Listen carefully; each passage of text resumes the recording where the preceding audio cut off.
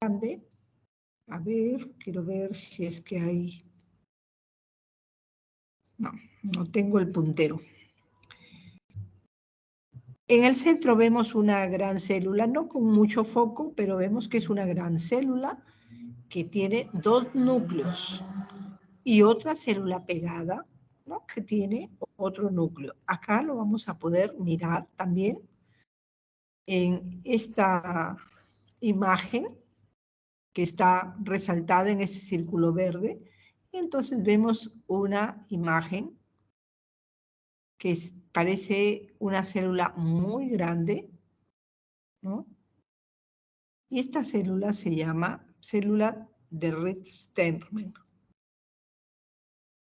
No es la célula patognomónica de un linfoma de Hodgkin, porque también puede aparecer en otros tipos de patología. Sin embargo, es mucho más frecuente y si es que sumas la sintomatología y la patología, entonces ya puedes establecer el diagnóstico.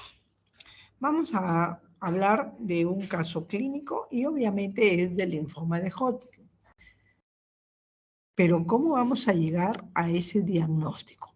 Entonces, este es un paciente varón de 62 años de edad que ingresa por la emergencia porque tiene dolor inguinoescrotal, dificultad para miccionar y está impedido de deambular por dolor. Hay aumento de volumen escrotal, 2 meses de evolución de curso progresivo. Además, refiere fiebre y sudoración nocturna. Antecedente de hipertrofia benigna de próstata. Entonces, acá, ¿qué cosas rescatamos?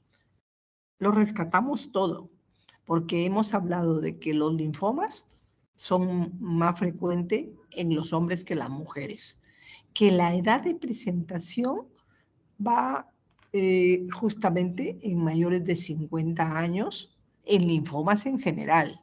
Sin embargo, vamos a ver que cuando se trata de Hodgkin tenemos una presentación bimodal. En este caso, más de 50 años definitivamente tiene el paciente. Ahora, a pesar de que el señor tiene 2 meses de evolución, no ha acudido a un control médico.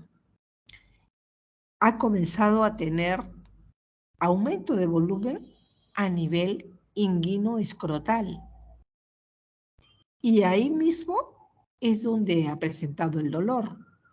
Y obviamente, si eso va aumentando de tamaño, el paciente va a tener dificultad para miccionar sumado al antecedente que tiene de hipertrofia benigna de próstata. Entonces se suman 2 factores para que tenga dificultad para miccionar. El señor viene en silla de ruedas porque no puede deambular por el dolor.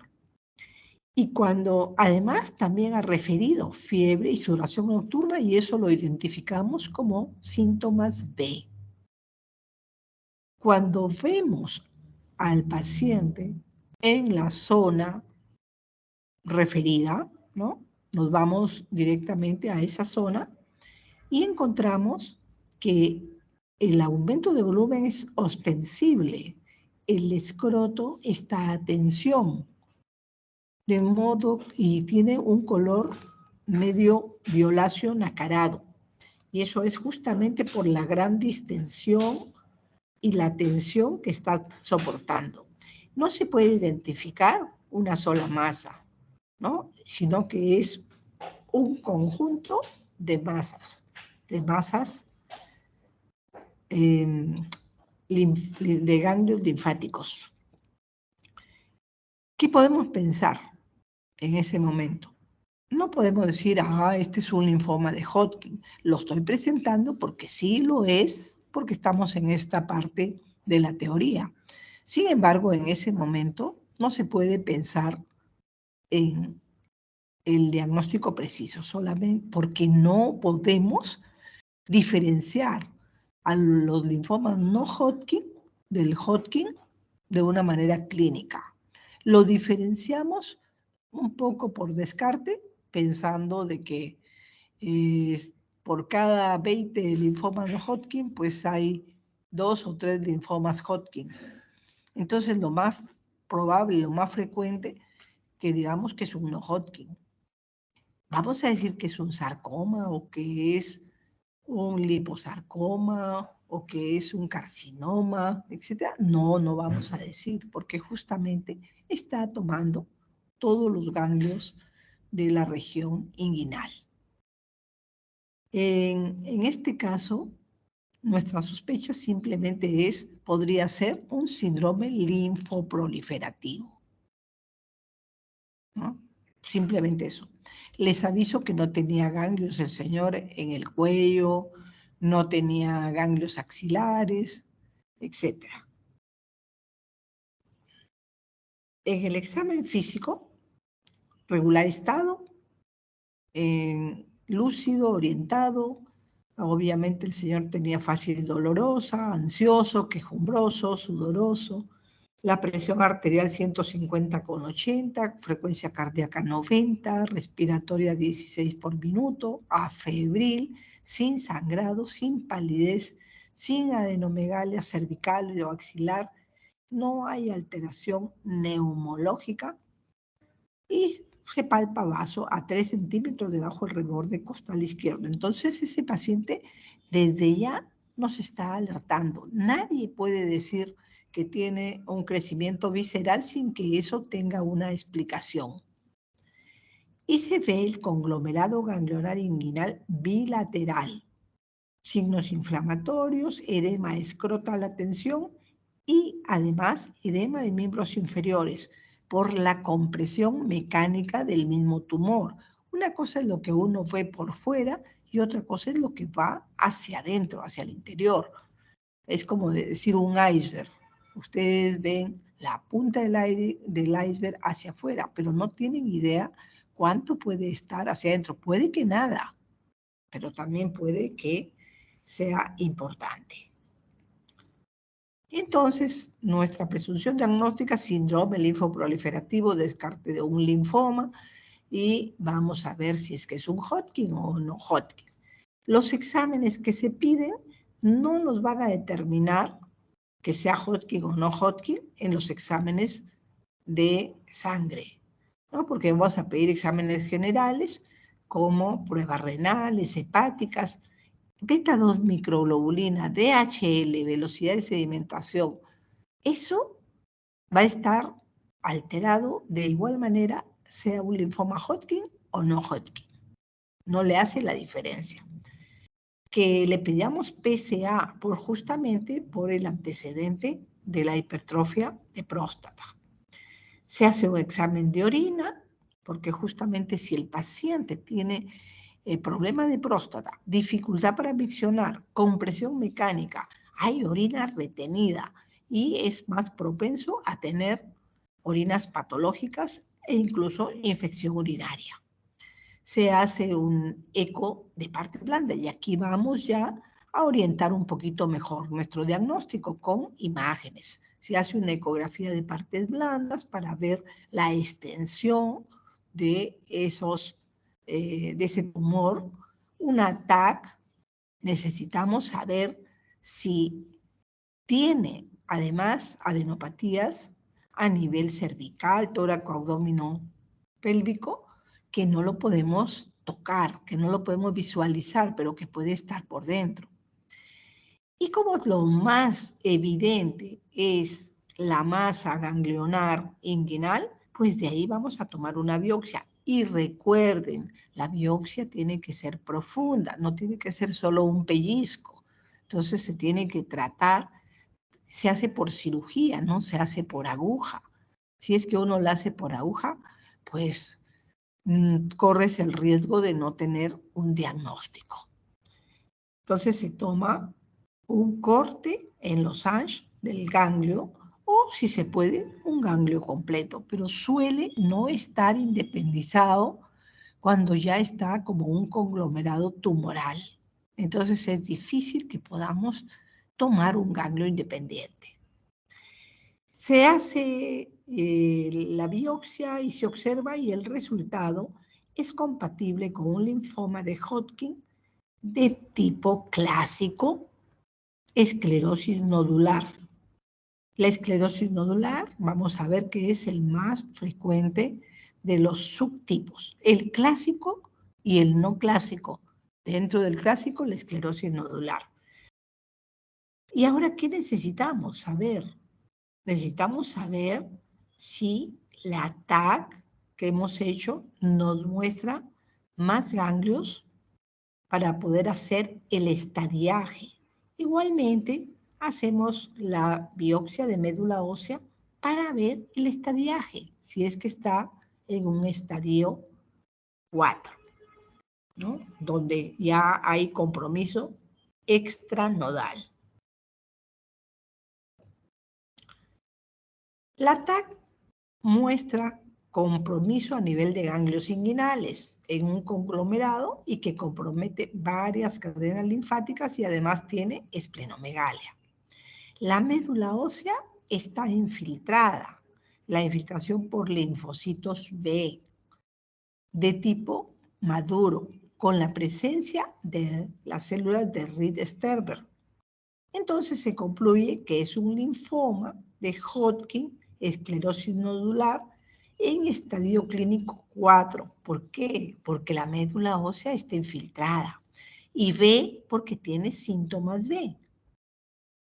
Con esto podríamos decir el paciente tiene una enfermedad avanzada y que tal vez su pronóstico podría ser no tan halagüeño como si fuera un estadio 1 o 2.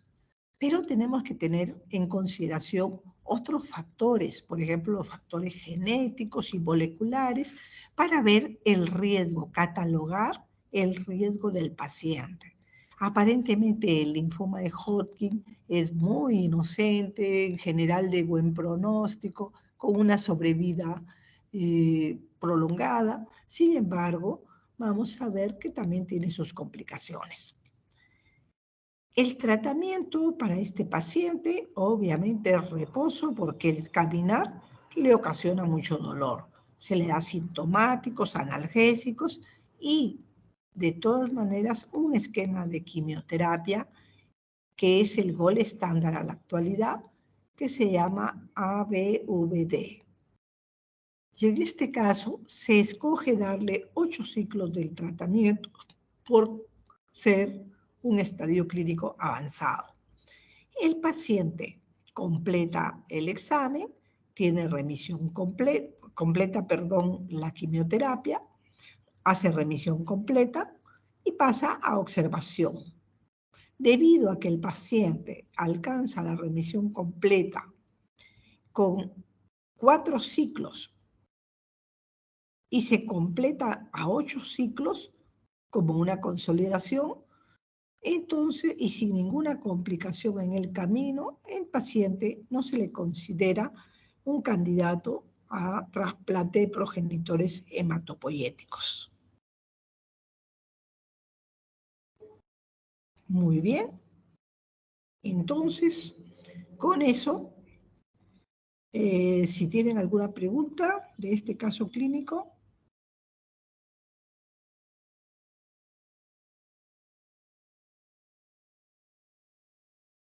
Bueno, afortunadamente el paciente, después de eso lo observamos por un promedio de 5 años y de ahí prácticamente le damos de alta y le decimos si es que tuviera algún problema, pues entonces regresa a solicitar una consulta. No todos los casos son tan sencillos. Tuvimos el caso de una señora que también tenía, esta era una señora que tenía una edad de 65 años aproximadamente y que presentó el linfoma con las mismas características prácticamente, es decir, crecimiento ganglionar y que ella lo tenía a nivel axilar y a nivel cervical, ¿no? Entonces no parecía ser un problema serio. Sin embargo, la señora evolucionó mal, sobre todo En el caso que se le hizo la biopsia axilar y se hizo una escisión de uno de los ganglios, posteriormente esa cicatriz evolucionó mal, se infectó y la señora presentó una infiltración del linfoma de Hodgkin, o tal vez lo tenía desde el principio, a nivel costal. La costilla estaba comprometida e hizo una fractura patológica. Y toda esa zona de la axila y el costado izquierdo se hizo friable, necesitó hacer una limpieza quirúrgica, se infectó y en conclusión hubo que hacer incluso injertos de piel. Pero lo más lamentable es que el proceso seguía y la señora falleció de una sepsis. No falleció directamente del linfoma, sino de una sepsis. ¿Se dan cuenta? Entonces a veces hay complicaciones y vamos a ver que es por la gran inmunosupresión que provoca la enfermedad. No hablamos de tratamiento, la enfermedad en sí provoca inmunosupresión. Muy bien. Vamos a cambiar. Doctora, una pregunta. Y vamos a hacer... Doctora, ¿Qué? disculpe, ¿la hiperplasia prostática benigna como antecedente No es escucho. importante o se relaciona? ¿No se escucha? No se escucha bien bajito. ¿La hiperplasia prostática tiene importancia acá en el caso para el linfoma non-Hodgkin? No, simplemente es una comorbilidad del paciente. Tiene más de 60 años, podría tener hipertrofia de próstata, pero simplemente es que le dio el linfoma, no está relacionado para nada, es solo una comorbilidad. Pero como justo el linfoma estaba localizado en esa zona, contribuyó a tener más dificultades fisiológicas en relación con la micción, eh, el dolor, etcétera. Gracias.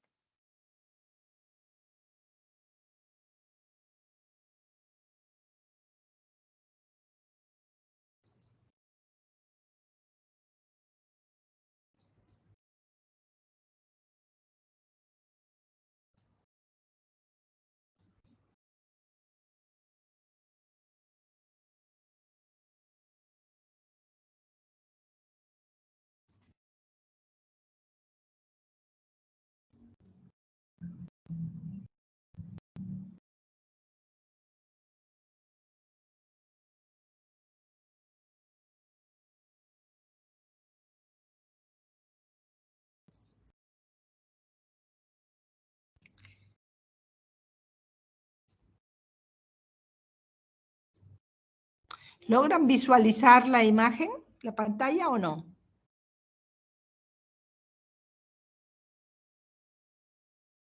No, doctora, no se ve. Ok, no se ve. Vamos a ver.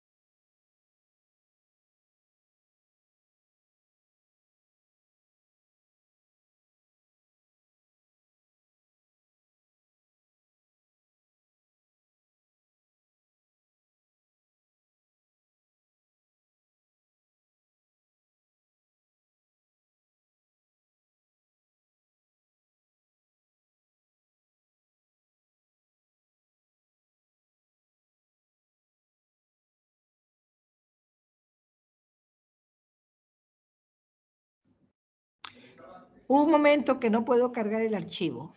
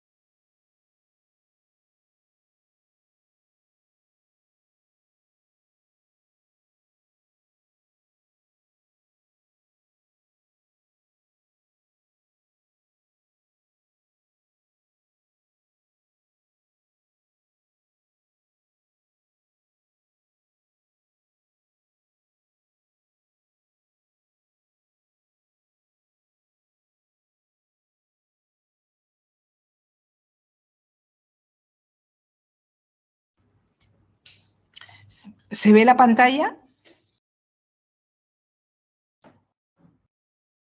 Sí se ve, doctor. Sí, doctora, sí se ve. Bueno, no sé qué es lo que sucede, pero ha estado complicado. Muy bien, vamos a continuar ahora con linfoma de Hodgkin. Vamos a ver que es una neoplasia linfoproliferativa B, clonal.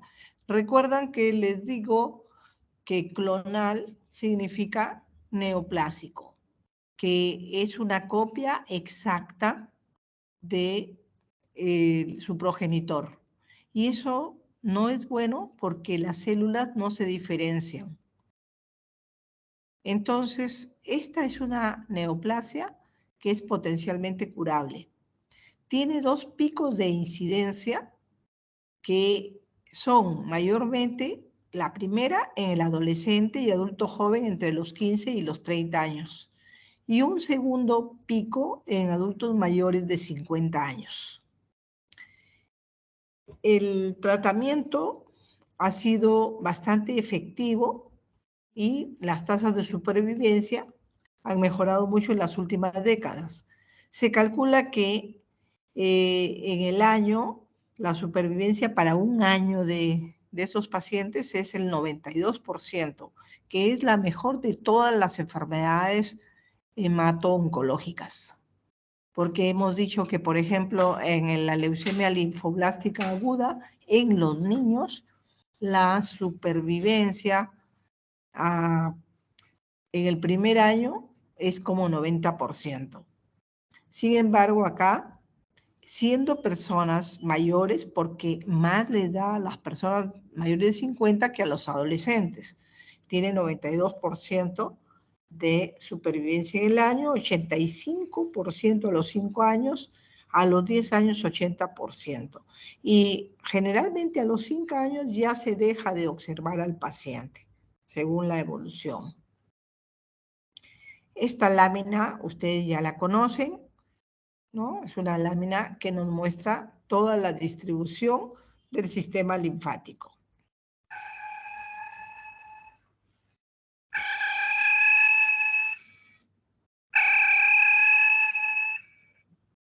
En esta lámina ven ustedes que hay una gran tumoración, ¿no? Es ya conocido en la lámina que es un linfoma de Hodgkin o enfermedad de Hodgkin. Sin embargo, vemos una gran masa que abarca en el cuello y en la región anterior y en la región dorsal. Esta es una enfermedad extensa, ¿no? Entonces, esta gran cantidad de tumor también puede provocar lisis tumoral. A veces el tumor en sí no lleva a la muerte al paciente, sino las complicaciones derivadas del tumor. Y acá podemos ver también un infante, un niño pequeño, que también tiene un linfoma de Hodgkin y que ha tenido no solamente los nódulos linfáticos aumentados, sobre todo en la región inguinal en este caso, vemos además una hernia umbilical, vemos gran volumen a nivel abdominal, edema, y eritema en los miembros inferiores. Se asocia con una infección por estafilococo, ¿no? Entonces, sobre el tumor vienen las comorbilidades. En el linfoma de Hodgkin tenemos que diferenciar dos tipos histológicos.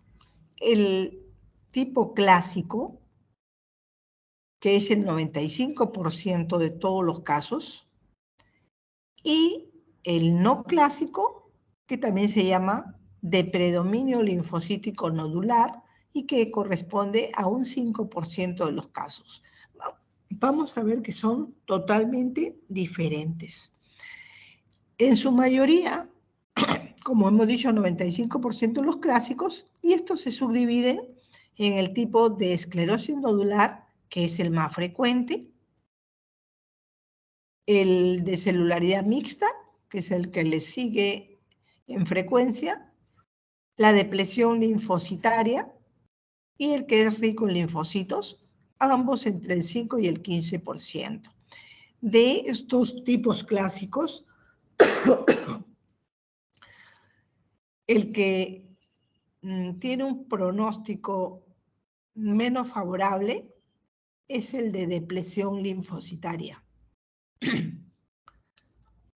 Y dentro del no clásico, que es de predominio linfocítico nodular, que es muy frecuente, sin embargo, no tiene el mejor pronóstico. Entonces, si sumamos un 5% de este linfocítico nodular más un 5 a 15% de depresión linfocitaria, estos son los que corresponden a un pronóstico desfavorable, lo que quiere decir que más del 80% van a tener un pronóstico favorable. En el linfoma clásico, el diagnóstico histológico se basa principalmente en el hallazgo de las células de Reed-Sternberg en la biopsia ganglionar. Hemos mencionado que no es patognomónico, no es único para este tipo de linfomas, porque también se puede ver en otro tipo de linfomas, como son los linfomas T, que son no Hodgkin,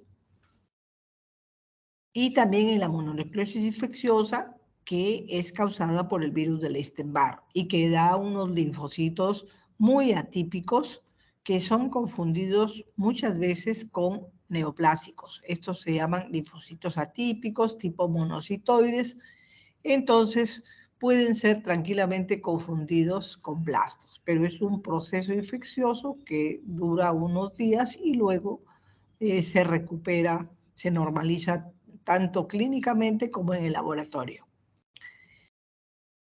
Como los marcadores de inmunofenotipo son importantes para identificar el subtipo, las células de Reed-Sternberg también pueden presentar un fenotipo variable.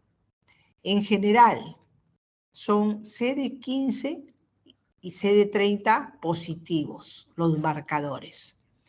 Y algo interesante es que son CD20 negativos. ¿Por qué son importantes estos marcadores? Porque cuando vamos a ver al no clásico o de predominio linfocítico nodular, vamos a ver que es al revés. Los CD20 y los CD45 son positivos y los CD15 y los CD30 son negativos. O sea, son totalmente lo opuesto al anterior descrito.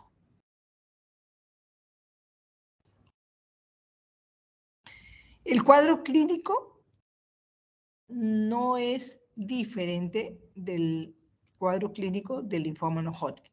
Es importante para llegar al diagnóstico tener una adecuada anamnesis, hacer el ECOG, que ustedes ya saben, que es el status performance para pacientes con neoplasia, la exploración física completa, que debe incluir, en este caso, la edad, que ya hemos visto que es muy importante, el género, también hemos visto que es más frecuente en hombres que en mujeres.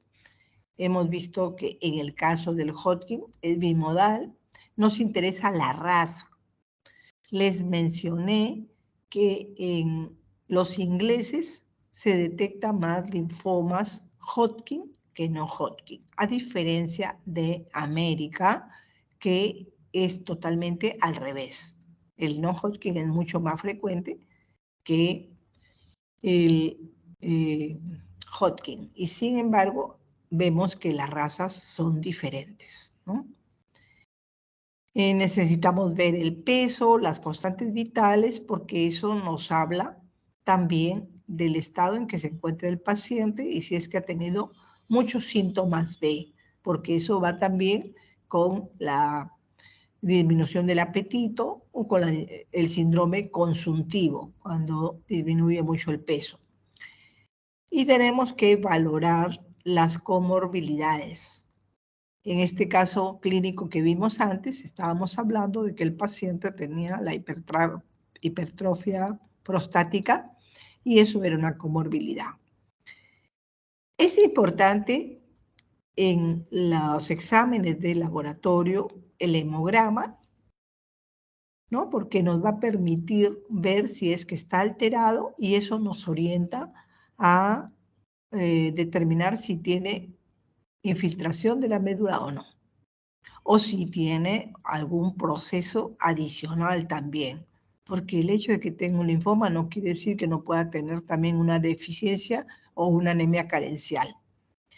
El hemograma y tiene que hacerse obligatoriamente la velocidad de sedimentación en basal, porque ese va a ser un marcador importante en la evolución de la enfermedad. Si bien es cierto, la velocidad de sedimentación no es específico, es una prueba de sensibilidad y que en este caso, si es que no la hacemos al diagnóstico, tenemos que pedirla de nuevo. Es muy importante para el seguimiento.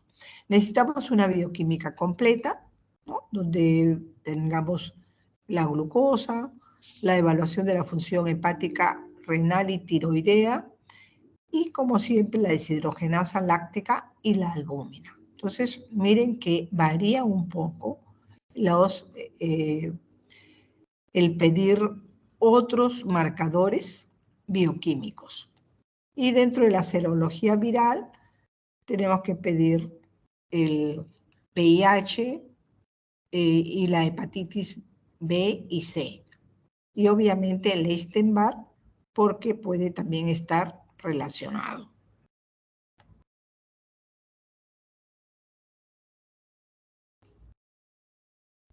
El gol estándar diagnóstico va a ser la biopsia del ganglio linfático más representativo. Más representativo porque si es que tengo a nivel cervical y a nivel axilar, voy a preferir el axilar, porque el cervical puede tener otros componentes inflamatorios, mientras que el axilar es más fidedigno de la neoplasia. Tengo que escoger también el tamaño. Tengo que escoger un ganglio que tenga un tamaño mayor de 2 centímetros. La biopsia es mejor por escisión total del ganglio. Y en algunos casos en que sea como un conglomerado o cuando están muy adheridos, hacemos la biopsia en losange, ¿no? Una biopsia parcial de los ganglios. Una vez que tengamos la biopsia, obviamente la va a procesar en el laboratorio y se realizarán las tinciones principalmente con hematoxilina y se hará inmunohistoquímica para ver qué marcadores tiene ese tumor y tener el factor de riesgo y establecer el pronóstico. Entonces, volvemos a decir que es característico la presencia de las células de Restberg, ¿no? Que ahí la ven, pero alrededor hay un infiltrado linfoide de tipo maduro, ¿no? Ni siquiera se ven como anormales. Esta célula es la que nos orienta más la clínica. Los tumores pueden ser muy grandes y las personas a veces se demoran mucho en acudir. Entonces, esta foto es de un niño que tenía un tumor muy grande que comprometía la parte anterior, la parte lateral, la parte posterior, todo alrededor del cuello, todos los ganglios, y no solamente había logrado infiltrar los ganglios, sino que había avanzado el tumor hasta comprometer las vértebras. Y el paciente estaba ya con parestesias, con problemas neurológicos por compromiso medular, había compresión medular, fracturas patológicas, desgaste a nivel de las vértebras. Entonces, definitivamente, ¿qué estadio sería? A pesar de que estaba localizado a este nivel, ¿qué estadio sería? ¿Alguien que me diga? ¿Qué estadio clínico?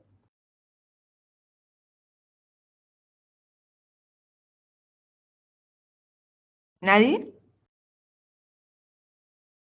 ¿Será un estadio 1?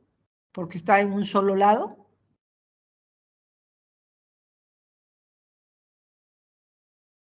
¿Me escuchan? Sí, doctora. Sí, doctora. ¿Nadie se anima a decir qué estadio clínico puede ser?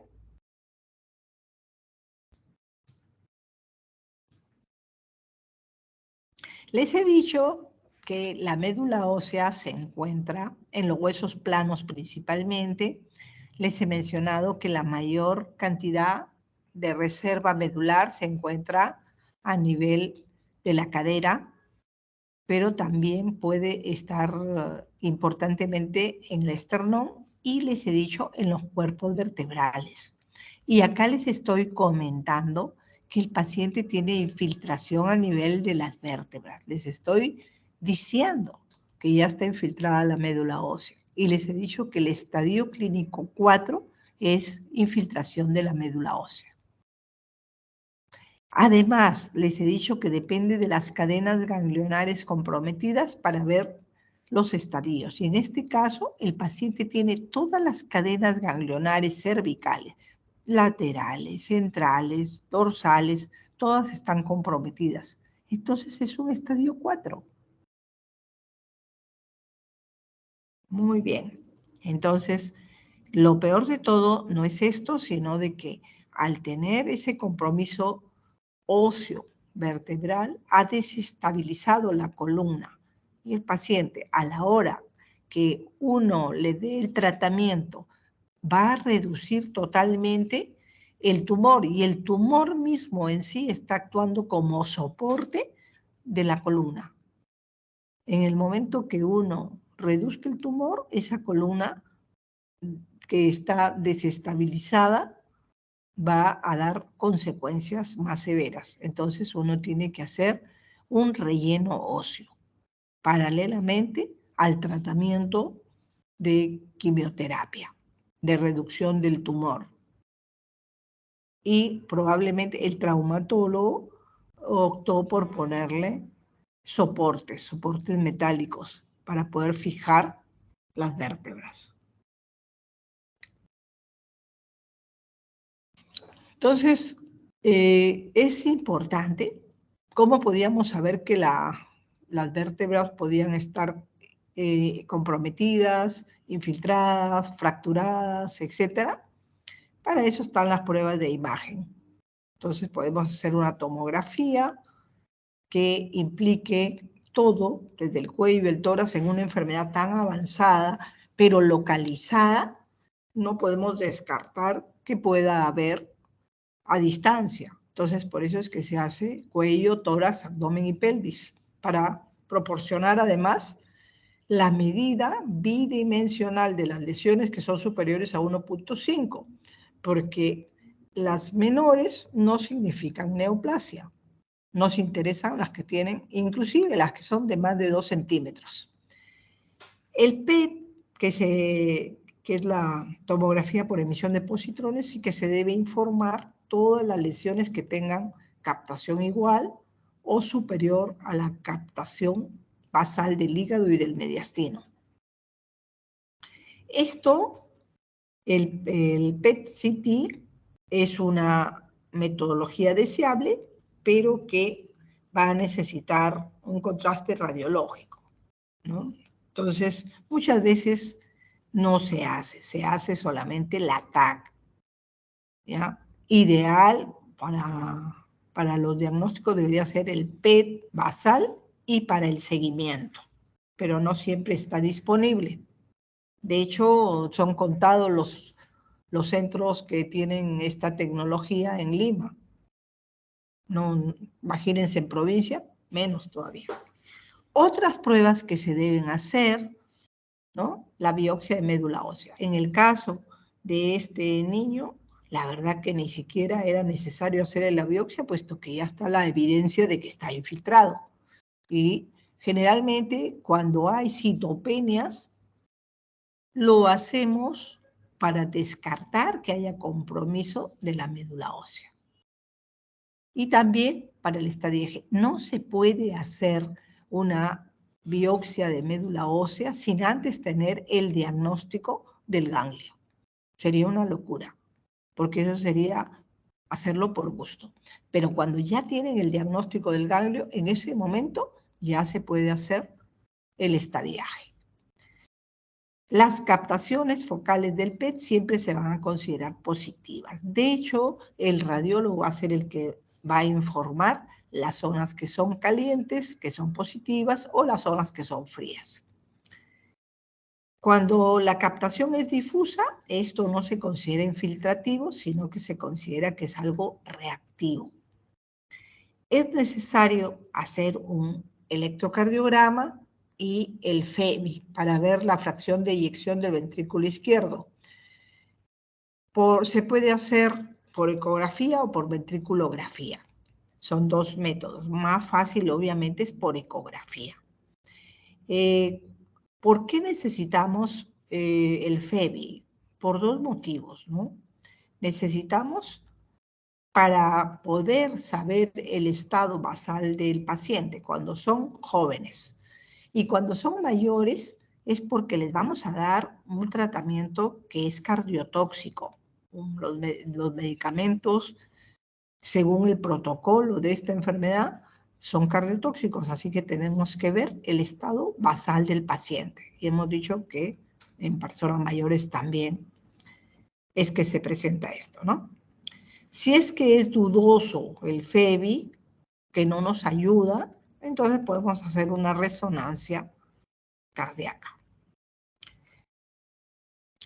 En los pacientes que tienen historia de tabaquismo o enfermedad respiratoria previa, se solicita una espirometría.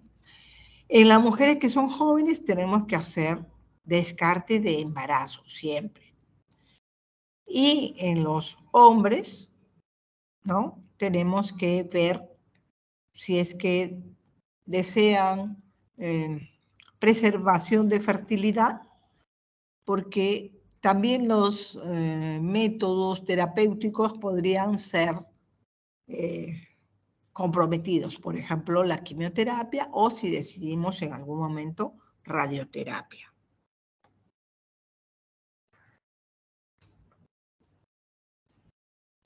Para el estadiaje se utiliza el sistema Ann Arbor, que es el mismo que hemos visto en el Hodgkin, que significa estadio 1, 2, 3 y 4. Sin embargo, en el caso del Hodgkin se hizo una revisión de ese sistema y se logró cambiar con los criterios de Chisholm en el 2014. Y ahí se consideran 11 áreas ganglionares totales, porque va a ir sumando todas esas áreas para ver el grado de compromiso. Entonces, dentro de esta estadificación, tenemos las 11 zonas y vamos a considerar como dos zonas diferentes en el cuello, si es cervical derecha, si es cervical izquierda. Igualmente axilar, si es axilar derecha o izquierda. La mediastínica, que es grande, abarca todo el mediastino. Y tenemos además la abdominal, que puede ser la superior o la inferior, la ilíaca y la femoral, tanto derechas como izquierda. Y completamos las 11 zonas a considerar, ¿no? Entonces, ya saben, este es el Ann Arbor en el cual se ha modificado, ¿no? Y que estadio 1 significa una sola lesión y estadio 2 significa dos lesiones o dos conglomerados. En el estadio 1, ¿no? Según Cotswolds, vamos a ver que la afectación de una sola región ganglionar o estructura linfoide. O sea que podemos tener el vaso, el timo, el anillo de Waldeyer y que puede haber extensión a un sitio extranodal. Consideramos al vaso como un ganglio grande, igualmente al timo. Cuando está afuera se llama una extensión nada más y se coloca pues la letra E grande. Cuando es un estadio 2, cuando hay afectación de 2 o más regiones en el mismo lado del diafragma y que puede tener extensión al área adyacente extranodal. El mediastino se considera un solo sitio, ¿no? Como hemos dicho, es grande, pero tiene subdivisiones. Por ejemplo, podemos decir que es un estadio 2, 3, de acuerdo al número de sitios que está comprometido, por ejemplo, en todo el mediastino. El estadio 3, obviamente, es cuando tenemos más regiones afectadas y en este caso sería por arriba y por abajo del diafragma, ¿no? Acá se considera un estadio 3-1 si es que está comprometido el abdomen superior y un 3-2 si es que está comprometido el abdomen inferior. No es simplemente todo 3, ¿no? Entonces sabemos, 3-1 significa el compromiso esplénico, celíaco, portal. Y el 3-2 significa el paraórtico y mesentérico. En el caso de estadio 4 es cuando tenemos afectación de todos los sitios extranodales, más allá de los que son vecinos, porque hemos dicho una extensión extranodal, pero seguida de los nodos. En el caso de que sean a distancia, eso se considera un estadio 4 también, a pesar de que son nodos. Y la afectación visceral, definitivamente es un estadio 4. La médula ósea está comprometida en este estadio.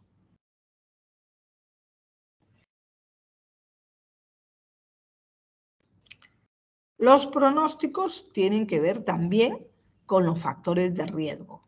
Entonces, si hay una gran masa mediastínica, ¿será un factor de riesgo? Claro que sí, ¿no? Claro que sí, es un gran factor de riesgo. Te puede dar un enfisema subcutáneo y puede dar compromiso a nivel funcional respiratorio. La edad mayor de 50 años es otro factor de riesgo y la importancia de la velocidad de sedimentación globular elevada es otro factor de riesgo. Cuando hay más de 4 regiones afectadas, claro, porque ya estamos considerando una enfermedad más extensa y no necesariamente 4 regiones afectadas significa un estadio 4. Por eso tenemos 11 regiones. Y los síntomas B. Se considera estadio 1 y 2 y sin factores de riesgo como un pronóstico favorable.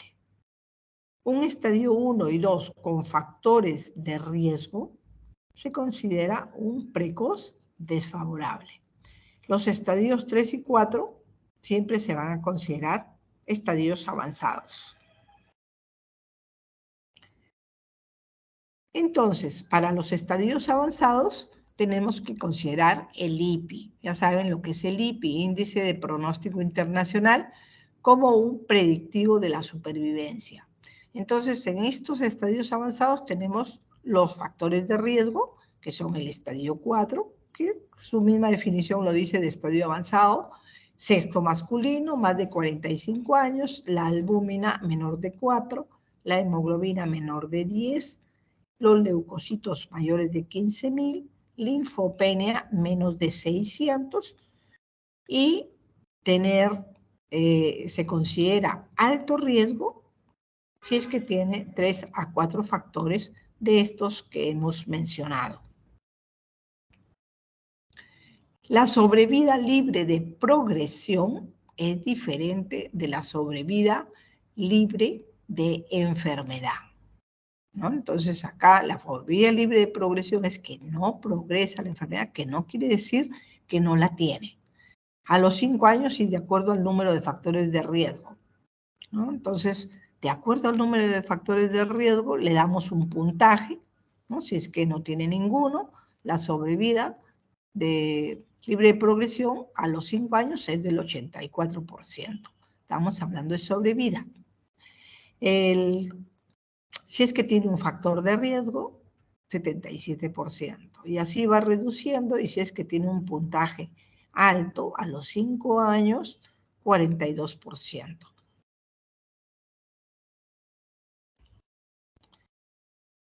Cuando ya tenemos todo esto estudiado, nos pasamos al tratamiento. Y el tratamiento tiene un gol estándar. Antiguamente el esquema, el gol estándar era el MOP, M-O-P-P. Era el nombre de 4 medicamentos, pero resulta que esos medicamentos tenían efectos nocivos a futuro y que no afectaban la sobrevida de los pacientes porque podían aparecer neoplasias secundarias con esos medicamentos. Así que se hizo otro protocolo y es el que hasta la actualidad está y consiste en la combinación de 4 medicamentos. El esquema se llama ABVD. Entonces, tenemos opciones cuando el paciente tiene un pronóstico favorable, que ya hemos dicho, cuando tiene menos factores de riesgo. Entonces, se dan 2 opciones. Una opción A, en que tienes quimioterapia más radioterapia. O de lo contrario, una opción B, donde solamente se da quimioterapia. Pero siempre este tratamiento es guiado por el PET. Si el PET es negativo, ya no se da más tratamiento. Y si el PET es positivo, se vuelve a la opción A, es decir, se da quimioterapia más radioterapia. Entonces acá vuelve a tener importancia las regiones y dice a todos los pacientes que tienen compromiso 1A, 2A, pero que no tienen masa mediastínica, entonces se puede dar esta opción, la A o la B, ¿no? Cuando tenemos esos estadios que son localizados, pero de pronóstico desfavorable, entonces ahí se da más ciclos de quimioterapia y siempre radioterapia también en mayor cantidad de grays. Se repite lo mismo en el caso de la opción B, los mismos 3 ciclos de quimioterapia y siempre guiados por el PET.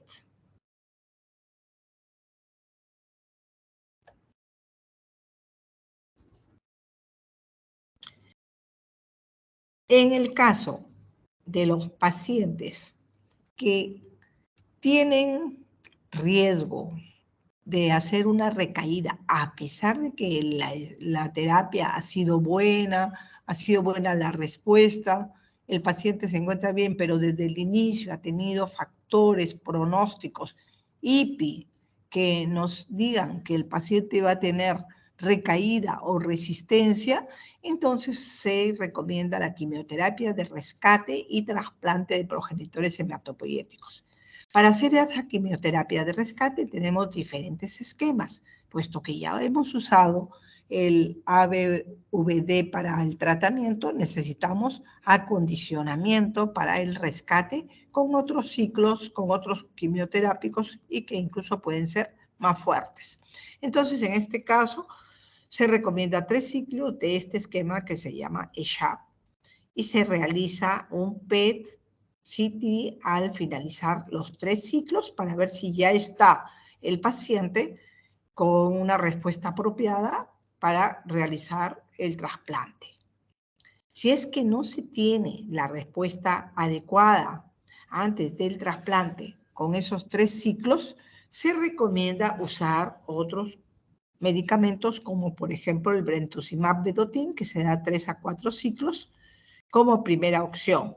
Si es que no se cuenta con este medicamento, puesto que es un poquito caro, vamos a decir, no todas las instituciones lo tienen, entonces podemos usar otros esquemas de quimioterapia que ya están establecidos, como el Miniven, IC, IGEP, BV, GEMOX, etcétera, para mejorar la respuesta. Incluso se puede usar combinados. Este es el esquema de tratamiento, el gold estándar para los linfomas de Hodgkin, con muy buena respuesta.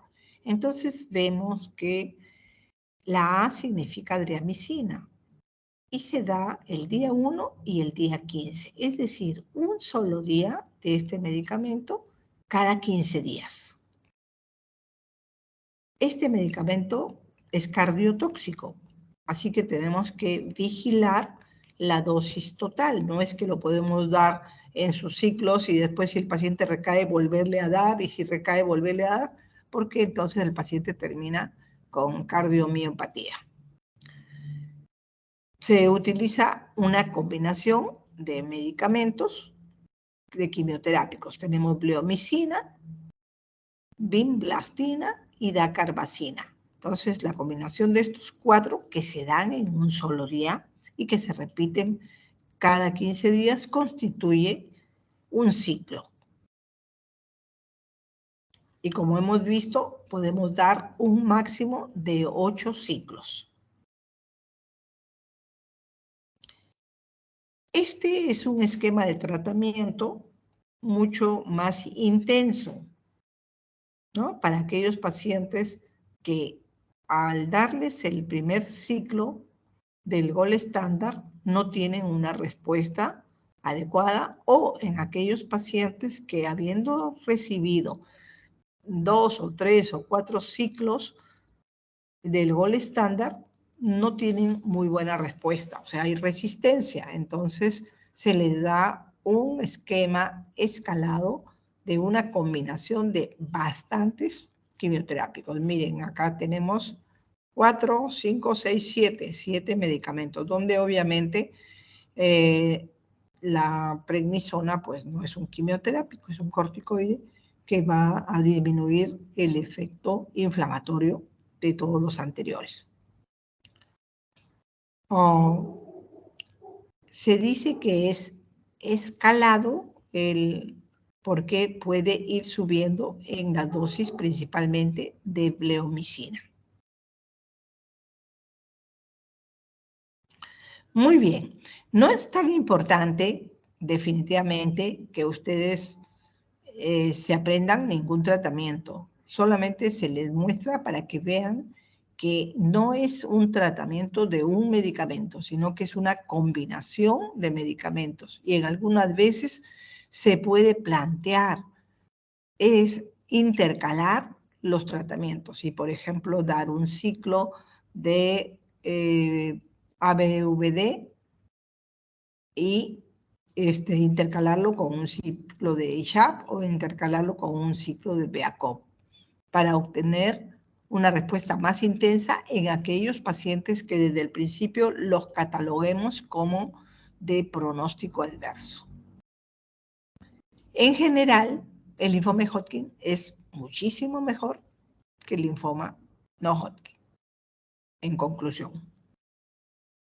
¿Y que se puede curar? Claro que sí, se puede curar. Más frecuentemente en los jóvenes. Muy bien, ¿alguna pregunta?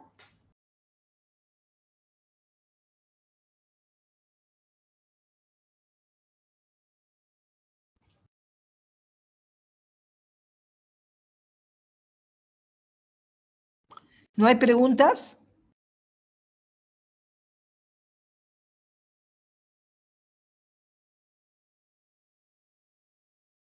Muy bien, entonces terminamos.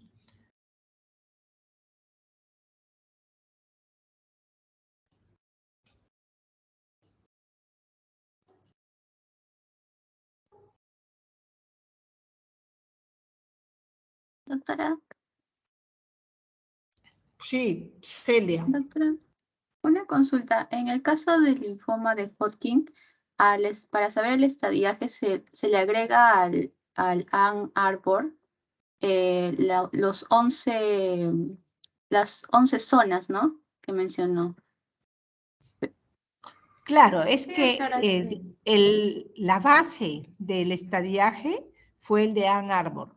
Y posteriormente, y ese es el que sigue vigente para no Hodgkin, pero en el caso del Hodgkin se hizo la revisión y en el 2014 se cambió un poco la clasificación en el estadiaje de 11 regiones, porque en realidad unas son más peligrosas que otras, ¿no? Y básicamente la mediastínica puede ser la más peligrosa, la más desfavorable.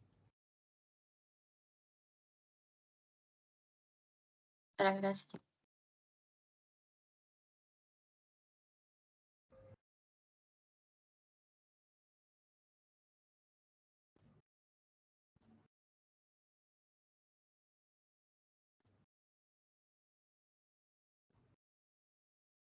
Muy bien, ¿cómo van? Que ya terminaron las clases con la doctora del Villar, según me ha dicho.